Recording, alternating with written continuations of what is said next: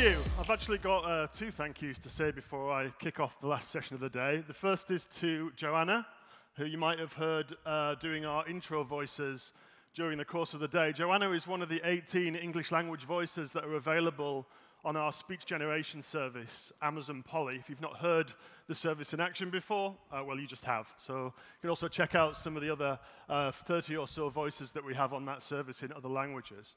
The second thank you that I want to say is to you. You've stuck with us till the end of the day, but I want to thank you and actually all of the other attendees that have been here throughout the course of the day.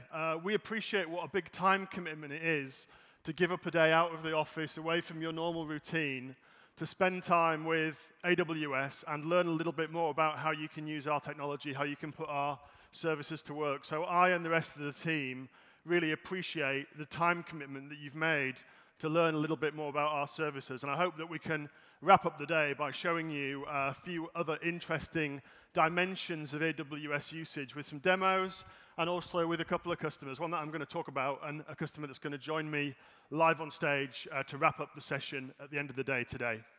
To quickly introduce myself, my name's Ian Massingham. I lead actually a really fun team within AWS. You'll have seen a couple of my team members in breakouts earlier on today. Donnie was up on stage immediately before me, facing in this direction. So if you're in this part of the room earlier, you'll have heard from him. We're in developer relations, developer evangelism, trying to help developers understand how they can be more effective, more productive with AWS, and to help developers get to the position where the answer to this question is always AWS. What's the easiest, most effective way for me to build a new application or service? We want to educate developers, make them aware of what they can do with the AWS cloud, and inspire them to choose AWS over other options that they have, of course. So to wrap up the event today, I'm going to just quickly recap some of the major themes from the event, and then we'll get on and talk a little bit more about one of those themes in a lot of detail.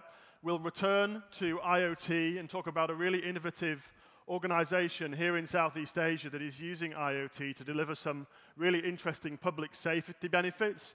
And also, I think, using the Internet of Things in a very non-conventional way, which I personally think is super cool. I just want to share a little bit about that with you. And then lastly, we'll turn to our closing customer speaker, who's going to talk about the importance of data-driven decision-making within the very successful, well-known startup that he represents. He'll be here to close the event for me later on in this last session. So first of all, I wanted to talk a little bit about machine learning. You've probably seen in the course of the breakouts this afternoon that machine learning is a major theme at Amazon and a major theme at AWS as well. And one of the reasons it's a major theme at AWS is because, in common with a lot of AWS services, what we're trying to do with our machine learning services is make them more accessible for developers. We're trying to break down the barriers that make it difficult for developers to take advantage of innovative and exciting new technology. We're trying to industrialize and operationalize and make accessible, reusable technology components that you and other customers can use over and over again so that you don't have to build the things that have already been built over and over again by other developers. And this is something that we ourselves within Amazon have also done. We've tried to turn machine learning in order to enable us to build artificial intelligence into a reusable service. And that has driven a lot of innovation within Amazon more broadly. You might have heard about a few of these innovations during some of the other sessions today. But I'm going to quickly recap just to get us all onto the same page. The other thing that I just want to quickly talk about is the difference between AI and machine learning, because those terms are quite incorrectly used interchangeably, and they shouldn't be. So when we talk about artificial intelligence, we're talking about imbuing software and systems with human-like characteristics and enabling applications to do things that historically and traditionally only the human mind has been able to do. Something as simple as route finding, for example, or as complicated as figuring out whether somebody you're looking at is happy or sad or upset. Those are things that just a few short years ago you definitely needed a person to do. But today you can hand those functions over to software, and you can do so in a way which is reliable and very effective. And at Amazon, we put that to work. But of course, like you, we create those artificially intelligent systems by using a process. And that process is machine learning, combining data, normally labeled or annotated data, together with algorithms, and from those two inputs, building a model that we can then use to make predictions, okay? Those predictions might be about the emotion of a face that we see in a photograph, or they might be about the most effective way to lay out inventory in a warehouse, or the most effective way to route a device like this, an Amazon fulfillment robot, around one of our fulfillment centers to enable us to deliver a better customer experience. Jeff Bezos always said, focus on the things that don't change in business, not on the things that do. Can you ever imagine a situation where one of our customers might say, I'd like you to ship me things more slowly and in a less accurate way? No, of course not. So work hard on the things that are constant, try to improve them, and you'll deliver a better service for customers. In our case, it's innovations like this, changing the way in which our fulfillment centers work so that rather than our teams having to go out and find inventory in the fulfillment center, the inventory comes to them. These robots will pick up the inventory, bring it to the human beings. The human beings can pick the inventory out of the packing devices that you can see on top of these robots, place it into a dispatch crate. Ultimately, it finds its way into the postal service or into a courier, and it arrives at your door. Okay? Accurate, fast, very efficient. Okay? We also use computer vision at the end of that process to establish that we've put the right thing in the package so that what we dispatch actually matches your order. Okay? Accuracy and speed are the key things we're trying to deliver there. At the front end of that same process, of course, we also have recommendation engines, or recommender systems as we call them. It's a particularly difficult machine learning problem. And the reason that it's a difficult problem is to do with the width of the data set. In the UK, where I'm from, Amazon stocks about 100 million different inventory items. Okay, so what you've got there practically is a database table with 100 million columns within it. Okay, and we use a specific machine learning technique here called factorization machines that are able to operate with very large, very sparse data sets. I definitely haven't bought anywhere near 100 million items from Amazon. Even if you include my kids, we're probably only around 1 million. Okay, and they do a lot of shopping. So we're not near that mark, but it can still very accurately determine what are the next most likely products that I'm going to purchase by using this technique.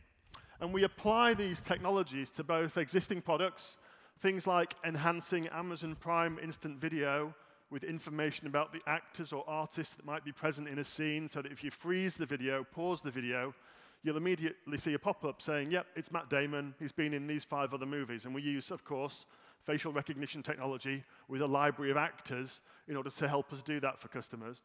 And then in the area of new products, and one of the most significant new products that Amazon has launched in the past few years, of course, is the Amazon Echo. Again, very challenging problem to solve from a machine learning perspective. There are several different things at play here.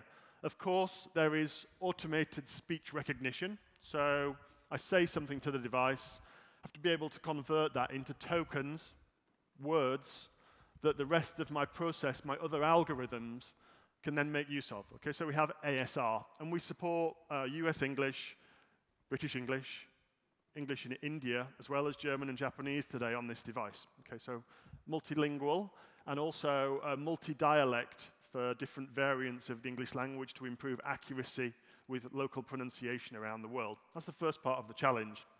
Then you have something called NLU, it's natural language understanding. Very difficult problem. I want to book a flight from Singapore to London. I want to fly to London from Singapore. I need a flight from Singapore.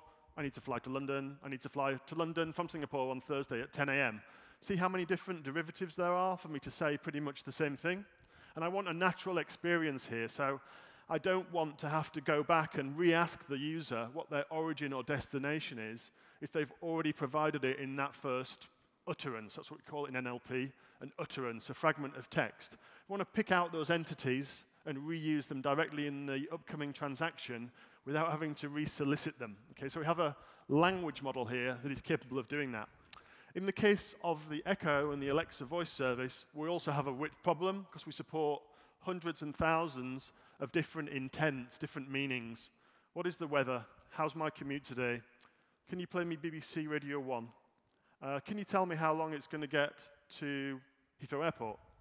All of these different intents, we're able to resolve them down using classification algorithms, figure out what it is the user is asking for, connect them to the business logic to generate the response, convert it back into natural voice, and play that out to the user, and do all that in a time period that makes it still feel natural and easy to use without a big delay. Okay, so it's quite a difficult challenge to solve, but I think we've done a pretty good job. This is a very, very popular device as a result of that. And a couple of years ago at AWS, customers were asking about this. They were saying, we'd like to apply the same kind of technology that is present inside the Alexa, inside the Amazon Echo, but we want to build it into our own applications or into our own services. Okay? And for this, we launched a new service called Amazon Lex. It's a funny name, A-Lex-A. So it's the technology that is both technically inside Alexa and literally inside the word Alexa, if you strip the ears off the end of it. I think is a kind of cool branding trick. What we've done here is tried to solve the same kinds of problems for the general purpose developer that wants to build natural language applications, okay? Slightly different. Rather than having to deploy your app into the physical device, which is the Echo smart speaker, you can put your app where your customers already are. You can connect your app to Facebook Messenger. You can deploy it inside a regular mobile app and have, say, a push-to-communicate button in your iOS or Android app that enables your customers to simply speak to your existing service, okay? And then build a narrower set of intents that you're going to service. If you're a travel agent, it might be booking a flight, booking a hotel, and booking a car. It might be information services. What is your email address? How do I contact you by phone? You can build these capabilities in using this speech to intent step of this wheel that you can see, tune and optimize the system over time. And there are several common and popular use cases that this service has found since we launched it. The first is in contact center bots. We actually launched another service a year or so later called Amazon Connect. This is a fully programmable cloud-based contact center that allows you to set up contact flows with both IVR-based routing, so that's touch tone on the phone.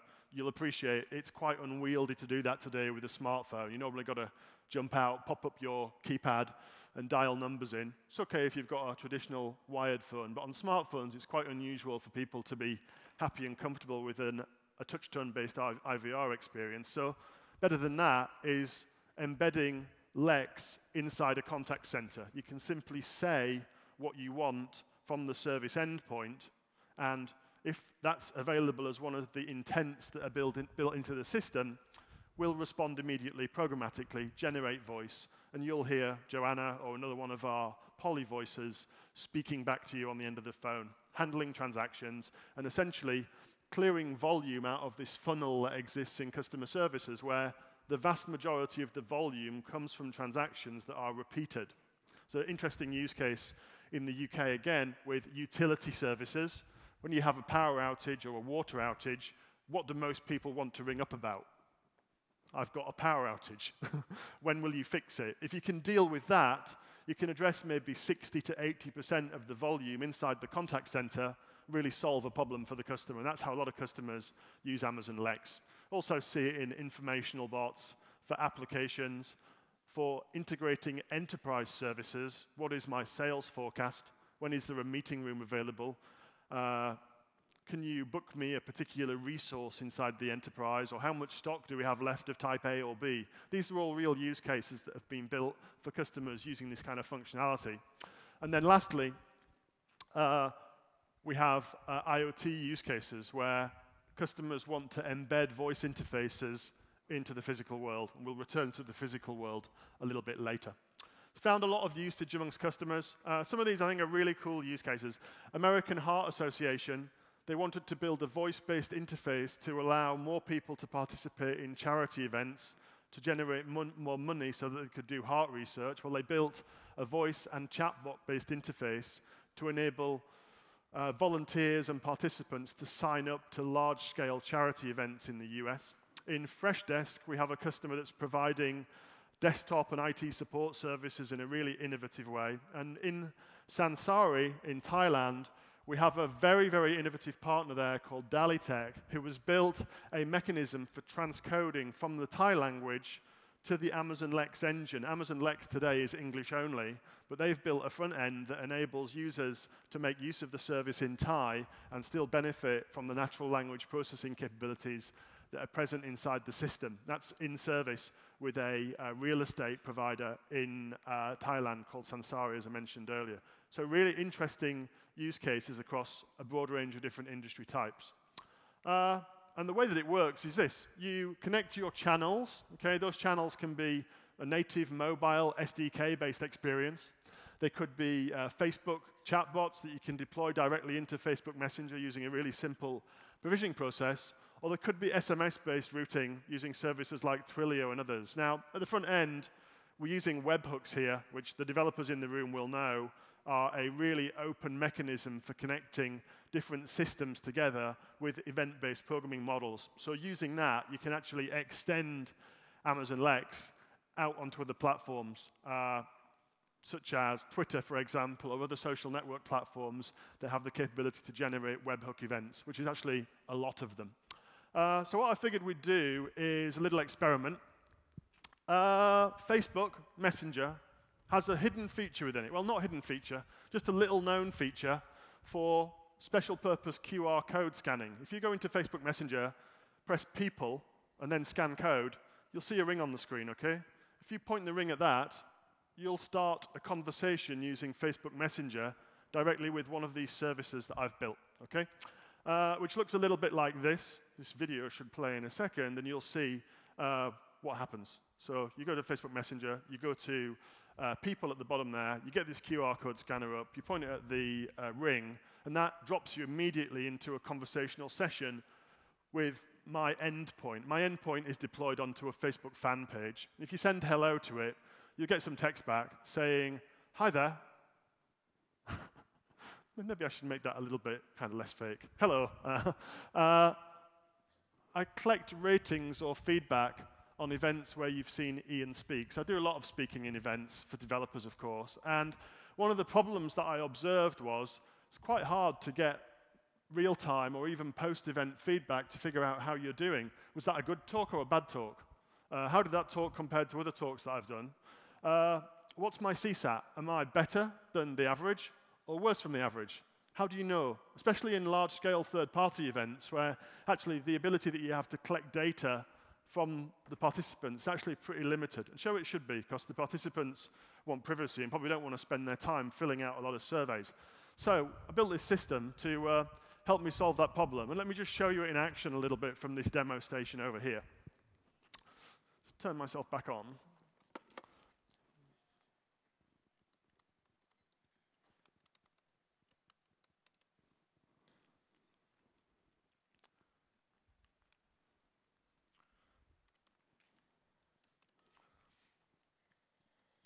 If you can give me the laptop, that's great, thank you.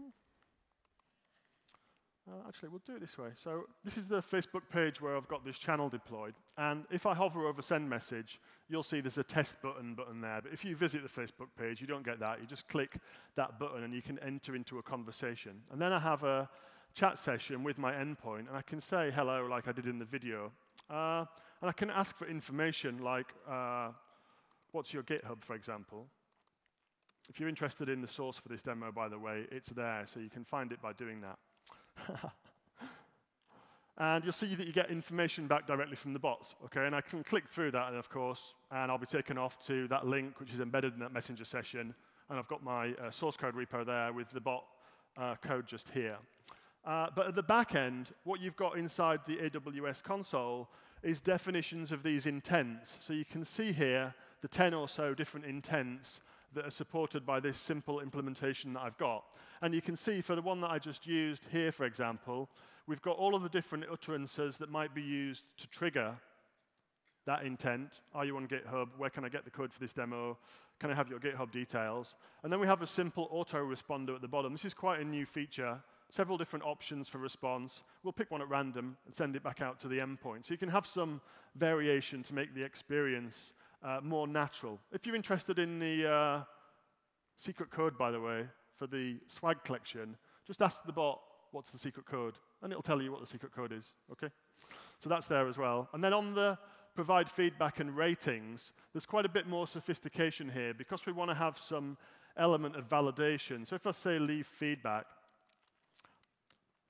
it'll then enter me into a discussion. So I can say, which session do you want to leave feedback? Closing Keynote. What date was the session on? Thank you, Vivian. I'll put you away. It was today. So here we've got the ability to unpack natural language and convert it back into real dates. So I didn't give a date there. Today changes every day, right? But I could equally well say last Thursday or the last day of July. And there's a natural language engine there which will convert that back into ISO date format that is usable by the system. Obviously, I was in Singapore, and I can rate myself here by leaving a rating. In a second, I didn't get your feedback. Oh, it was okay, I guess.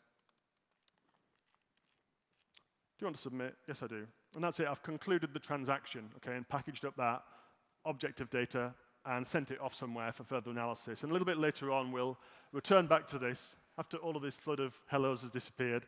And we'll talk a little bit more about how we extract insights, okay? So can we jump back onto the slides? And we'll do that now. So one of the things that customers also asked us about is going beyond chatbot interactions into more sophisticated language processing, okay? And this is an area where humans have obviously had lots and lots of experience. We reckon modern language has been around for about 25,000 years in various forms, right? So human beings have been speaking for a long time. But surprisingly, extracting what human beings mean is much, much more difficult than you might think, okay? Partly because of the problem that I've already talked about, which is the fact that there are many, many different ways in order to express the same or similar things. There are also nuances within the spoken word and the written word, which are quite difficult for machines to pick up. And one of the reasons that this has become a problem that we can start to tackle today is through the advent of what we know today as deep learning, okay? And I like to think about deep learning in this way. By the way, there are two types of machine learning, statistical learning and deep learning.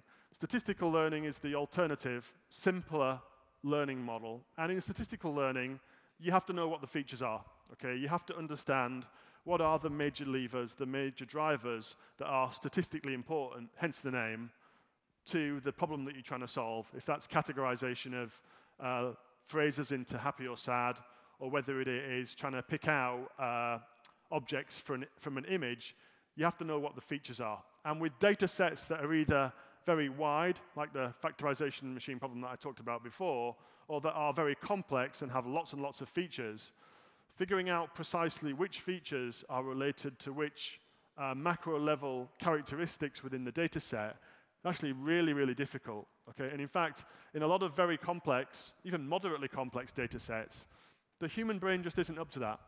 We can't visualize the models that are created by deep learning systems. And we call it deep learning because it's too deep for us to see the bottom of, like a deep pool, or too complicated for us to simply understand.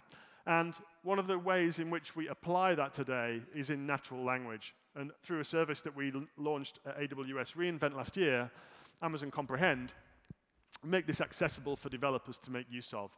In the example that I'll show you in a second, we're talking about sentiment analysis, but we can also do a lot of other stuff. We can extract entities from blocks of text, entities like corporations, places, dates, and people.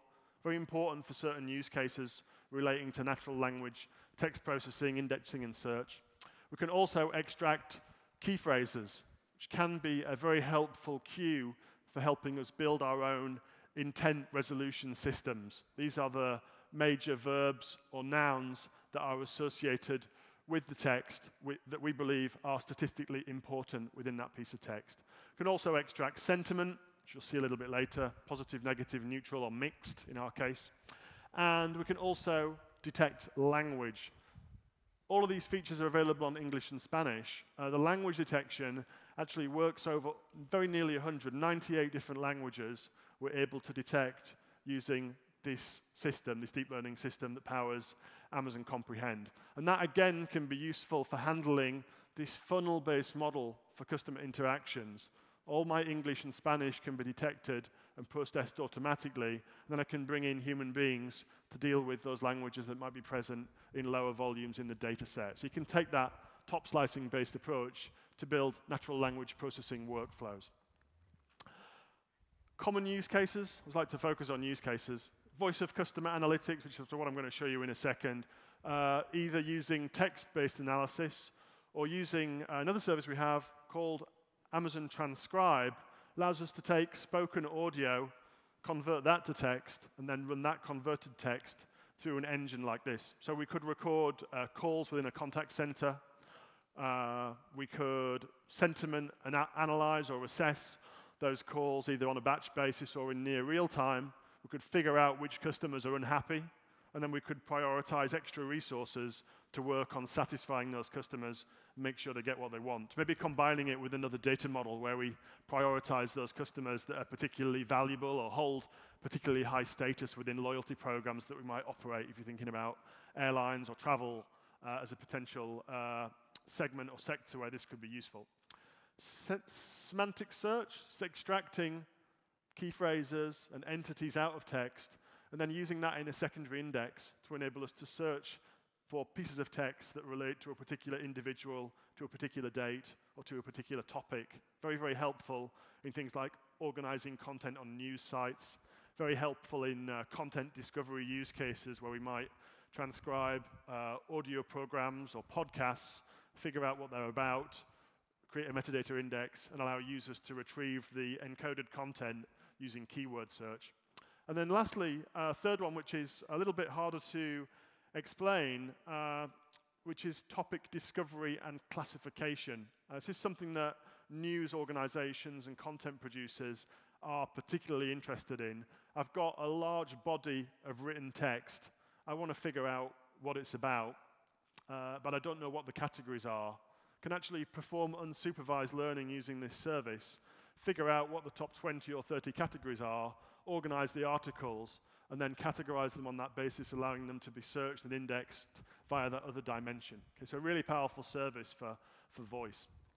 And it's very simple to integrate with existing workflows. We're sending text fragments to the Comprehend API here from the Lambda function, which sits behind that chatbot. So when you give your feedback, we bundle that up, send it to the Comprehend API, receive that sentiment score back again, enrich that back into the record, dispatch the record to Amazon Kinesis, our reliable data streaming and ingest service, and then use Kinesis Firehose to store that in a couple of repositories. Elasticsearch, which gives us a nice capability to do ad hoc search and discovery on that data set, and also Amazon S3 in combination with Athena, which allows us to do structured analytics across the same data set using SQL. In this case, we're connecting that with QuickSight to give us a dashboard.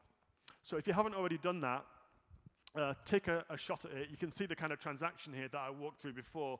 Leave feedback, which session, date, today, city, Singapore, and you'll be asked for your feedback. Or you can do the same with the rating. With the rating, you just input a numerical value. We'll grab a distribution on that, see how we're doing. Hopefully you're being kind and I'm not embarrassed up here. That'd be bad. Okay. I'm going to jump out of this tab that now has, I'd say, about 100 friend requests on it. So that's great. I'd say that's never happened before, but of course it has. It's hilarious. And we'll jump over onto some analysis. First of all, we're going to take a look at this, which is discovery on Kibana. And we're just going to look at data from today. Okay, and we're filtering out dummy, which is a test data set that I use that you can see right at the top here. So we don't want that. We want to extract the test data, avoid the test data. If we jump over onto the dashboard, we've got quite a low number of submitters. Okay, 2 neutrals. It's not finished yet. 8.84% likelihood that that is a neutral comment. And it was okay, I guess. 70% likelihood that that's a neutral comment. Our score distribution, people seem happier on the scores. We got a 4 and a few 5s, giving us a total of 5 scores and a mean score of 4.8. So that's coming directly off that system that you've seen. For the search and discovery, of course, we can use all the features of Kibana there that we've got with dashboarding. And then back in QuickSight, we're going to have to reload our analysis here. So we're using data which is stored in S3 rather than in an actual SQL database. And all being well, when we pull this back, should be able to see some history for everything that I've done so far this year. So 39 scores with a 4.51 average. And here's our Singapore data starting to come in now. We've got 3 scores from Singapore. This is our distribution over different days within the year.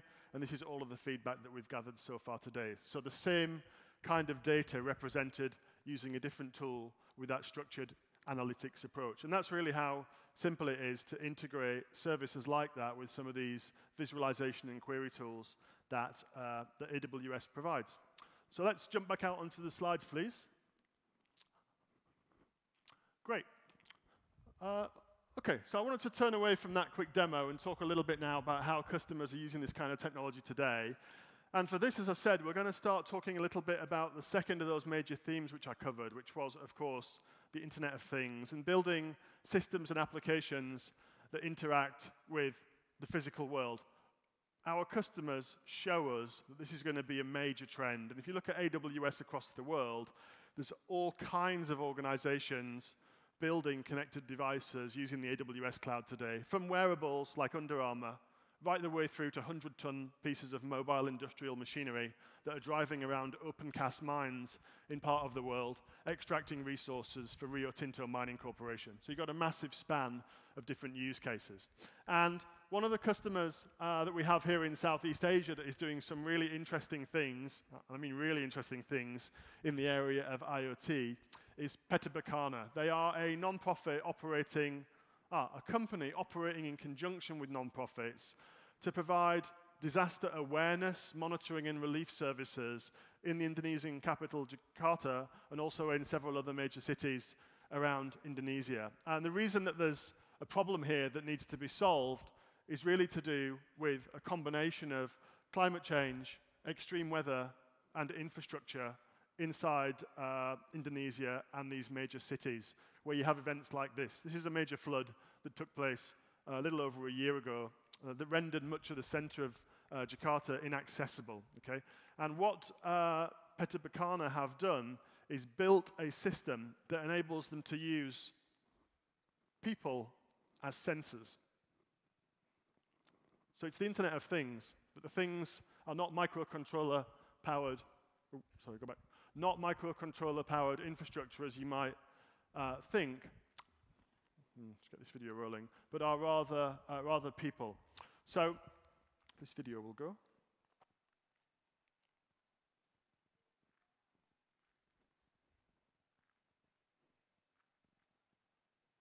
OK, so you can see the transaction flow here. Initiating a conversation with the bot. Again, it's using Facebook Messenger. Now, this is not built using the Lex-style endpoint that I've talked about. It has some special features, which you'll see here. So the users can dynamically enter flood conditions in the precise location where they happen to be located in the city. They do that interactively by literally dragging a skeuomorphic water level indicator up and down the screen to take a flood reading, submitting an image which joins the flood reading in the dispatched data object, which goes up to the service, together with annotation. And that flood reading, plus that image, which is fed through a image recognition machine learning algorithm, form part of a data set, which is in turn used by the authorities, the emergency services, flood response teams, and also citizens to respond to and avoid flooded areas of the city in near real time, which I think is a really unusual use case for an environment where there are way more people and smartphones than there are connected sensor devices and telecommunications infrastructure to support that kind of delivery model.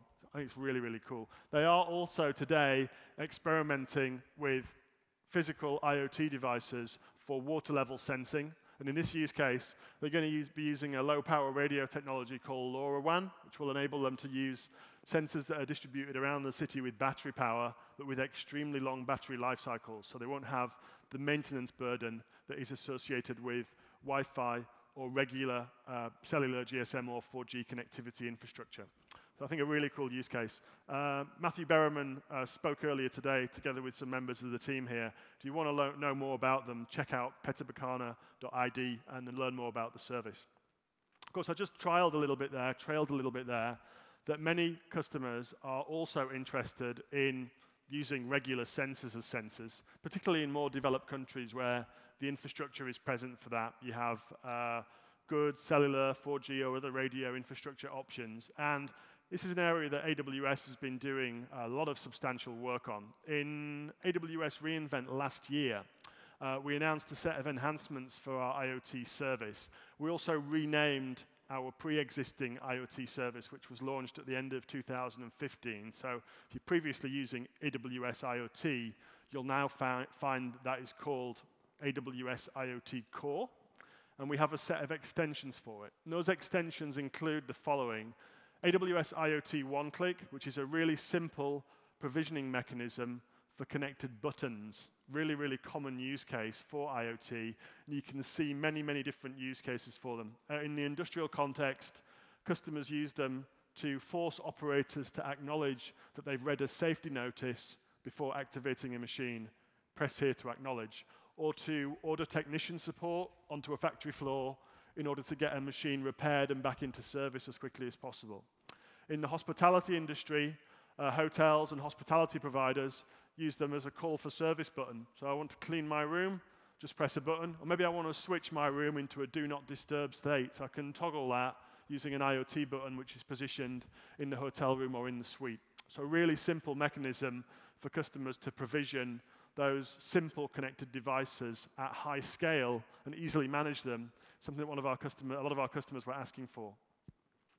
The other end of the spectrum are more complex IoT devices that have embedded firmware and have upgrade requirements, fleet management requirements, lifecycle requirements.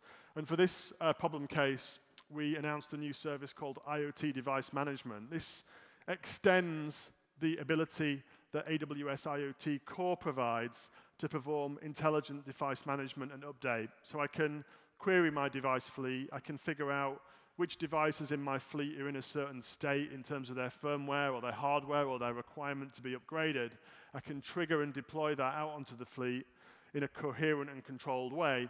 And I can also do rolling firmware upgrades to certain device types with a supported AWS IoT SDK out on those devices. So simplifying lifecycle management, which I can say has been a perennial challenge for operators of embedded devices for many, many years. We're trying to fix that and ease that for customers. We also announced AWS IoT Analytics, dedicated time series data visualization capability for analytics use cases in the Internet of Things. Also integrates with ML services for time series prediction, which is a very common use case within IoT. I have these readings. How likely is it that this piece of equipment or device is going to fail, for example? So you can use that for predictive maintenance. It's a very high value use case in the IoT space. Then we announced an embedded operating system called Amazon FreeRTOS, which is based on the most popular embedded operating system out there today, FreeRTOS. The Amazon version includes easy connectivity libraries and bundled security capabilities that enable you to very quickly and simply connect your IoT devices directly to the AWS cloud with really minimal development overhead. And then lastly, an enhancement to a service called AWS Greengrass, which is an edge computing service managed from the cloud, but enables you to operate fully autonomous IoT environments. The use case that I talked about earlier with Rio Tinto on their 100-ton mining trucks actually uses this technology. Inside the truck is a Greengrass core, which is an embedded system, effectively an IoT gateway device, provides local display of device status inside the driver's cab, and it also provides the capability to cache data, and that data is coming off other connected devices that are elsewhere on the vehicle. So the vehicle itself is a local area network with wireless connectivity around its superstructure. There are vibration sensors, rotational sensors, temperature sensors dotted around the machine. They gather data in real time off the wheels, off the axles, off the other moving components of that very high-value piece of equipment. And they report it back to the Greengrass core gateway. When the device passes a connectivity point out on the large expanse of the mine, the data inside the remotely operating autonomous system is decanted into the AWS cloud, and here we're generating visualization dashboards. We're generating alerts, and we were allowing the operator to take immediate proactive maintenance action in order to keep that very expensive piece of industrial hardware in service. Combining some of these IoT features together with Greengrass, we now have the capability to do machine learning directly out on that edge device. So without heading back into the area where there's connectivity on the mine, we could generate an alert and say, based on the activity pattern from the sensors on the vehicle, we believe a failure is imminent. Stop the vehicle. And that model would be running locally on that edge device without it requiring connectivity back to an AWS region or back to a service running off the vehicle. Okay, so for sophisticated edge computing use cases. Okay, so I hope that's given you a tour of the two major areas that I wanted to cover: the use of AI and ML systems and services in the context of customer experience, and also a little bit of flavor for how customers are combining that together with IoT to build safety systems here in Southeast Asia that we feel are going to make a big difference to the lives of people in some of these flood-hit areas of Indonesia. I'm going to wrap up and say thank you very much for joining me and the rest of the AWS team here today. And I'm going to turn the stage over now to Theo Vassilakis, who is the CTO, Group CTO from Grab. Theo, please join me.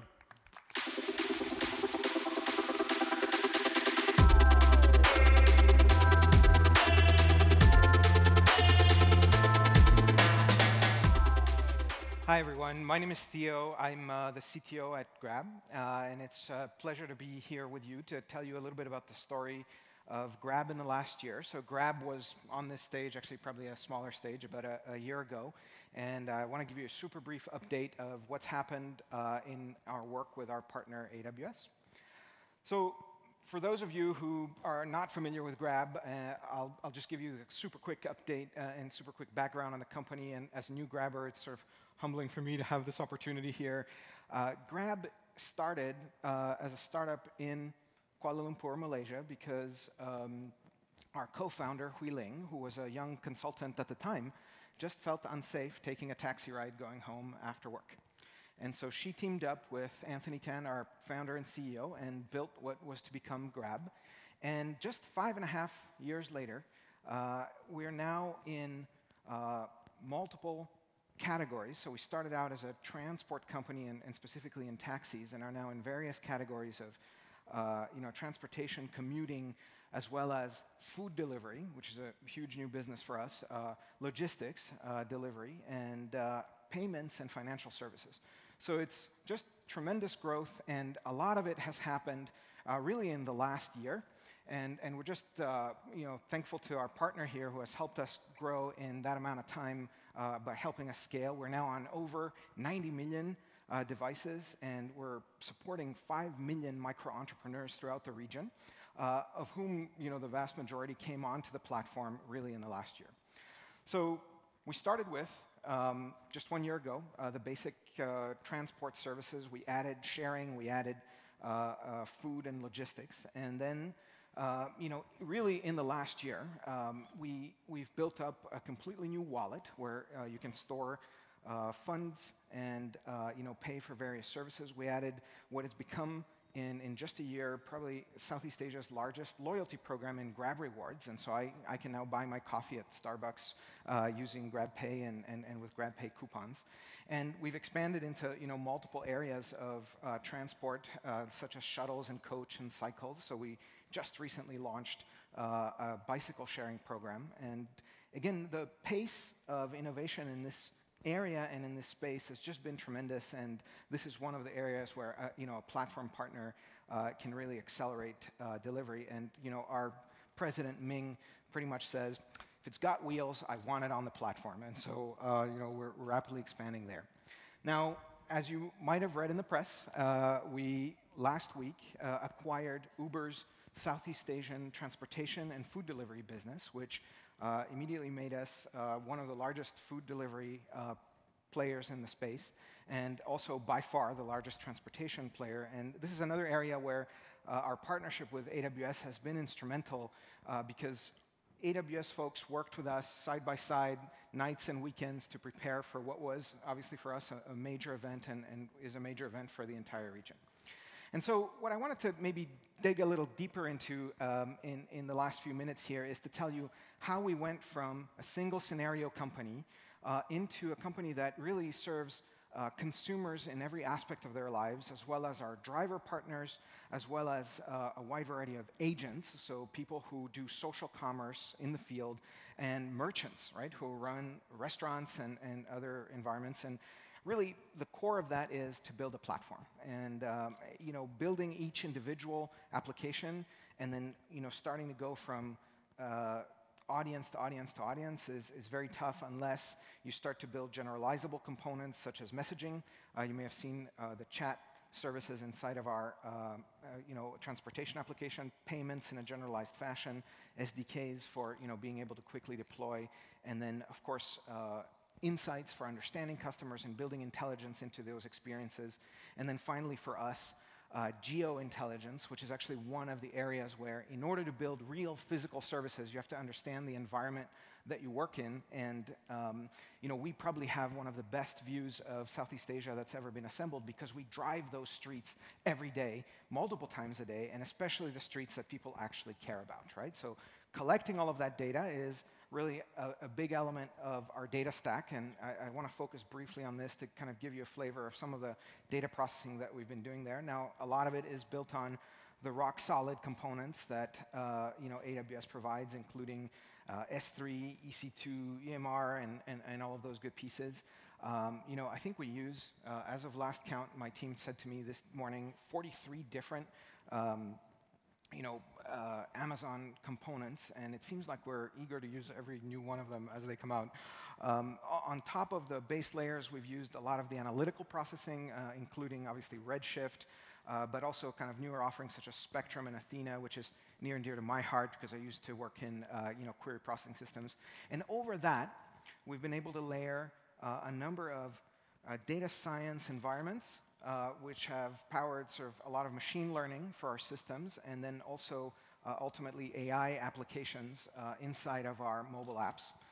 And that includes a variety of things from NLP. So in our chat component, it turns out that our users have developed essentially a little vernacular of transport. You speak a special language to the driver that captures where you're going to get picked up and what the circumstances are and so on. And so translating that into the multiple languages of the region is a very interesting hyper-local challenge, which is exactly the kind that Grab focuses on the best. There are many graph analytics problems. Once you have a platform like Grab, where frankly a lot of money is flowing through it in various ways, there's a lot of incentives to maybe try to game that platform a bit, and so graph analytics plays a major role in being able to understand cliques and being able to understand who interacts with whom, maybe not always with the best intent. And then obviously images. Safety is at the core of what our users look to Grab for, and so being able to, for instance, analyze a selfie and say, is this the driver partner who is going to be on the platform? Is this the person we intended to send to pick you up and match you in a safe manner? So hopefully that gives you a good sense of some of the scenarios that are available, and we're super excited about the applications there. But really, where I'd like to end is at the end of the day, it's the customer and the opportunity that we have to change people's lives on the ground. And so I wanted you to meet Ahmad. So one of the people that we think about as we build new technologies at Grab. So Ahmad took over a store from his father 3 years ago, and he lives with his family over the store, and he sells small consumer goods by the side of the streets. So that could be cigarettes and water and things like that.